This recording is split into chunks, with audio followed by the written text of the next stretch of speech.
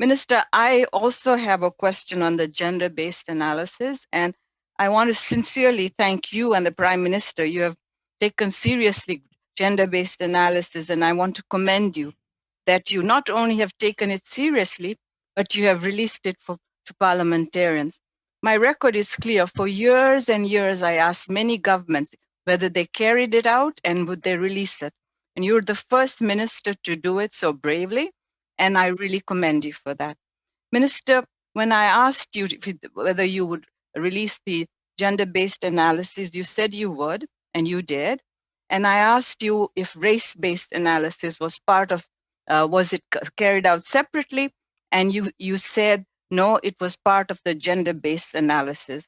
And I have looked very, very carefully at the analysis. And on page 2, second paragraph, the report states, the federal monitoring regime does not collect information about individual income, education level, ethnicity, and gender diversity. And that was only speaking for the demographics. There is no other reference at all about race-based analysis. Minister, you know, we have just had a terrible, terrible year since last July on issues facing race.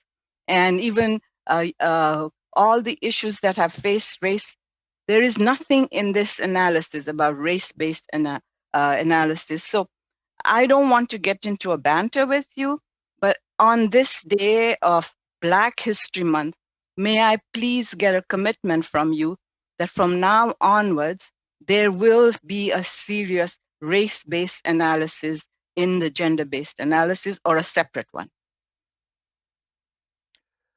Thank you very much, Senator. It is indeed the first day of Black History Month, and I share your concerns.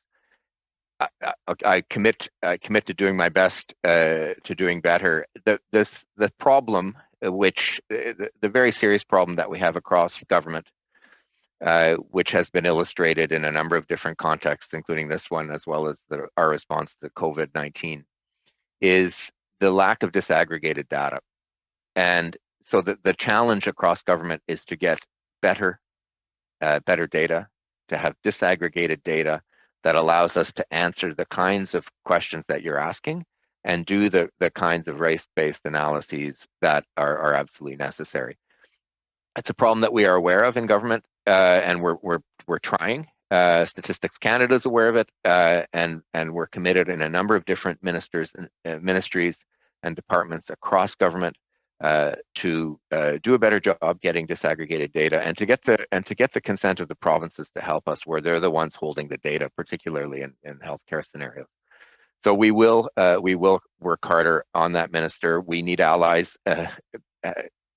We all need allies, but we need allies in this particular quest as well, and we will do better. I did, as a matter on another race-based issue, we did do our best in the time that we had to reach out to Indigenous peoples, representatives of Indigenous peoples across Canada with respect to MAID. There is always, again, in part because of data, in part because of complexity, there's always a better job that can be done, and we're continuing to get better at it. But I want to assure you that we did make best efforts to do that here. Minister, when you talk about allies, I very clearly remember that when Black Caucus was meeting and we were struggling with the issues in July, from July onwards, you were there and you were supportive. So I know you're very serious about this. That's why I didn't want to get into a banter with you about non-existence of any race-based analysis. But one of the things, and you've put your finger on it, one of the things that really bothers me is when government officials look at data, and they look at data in the United States.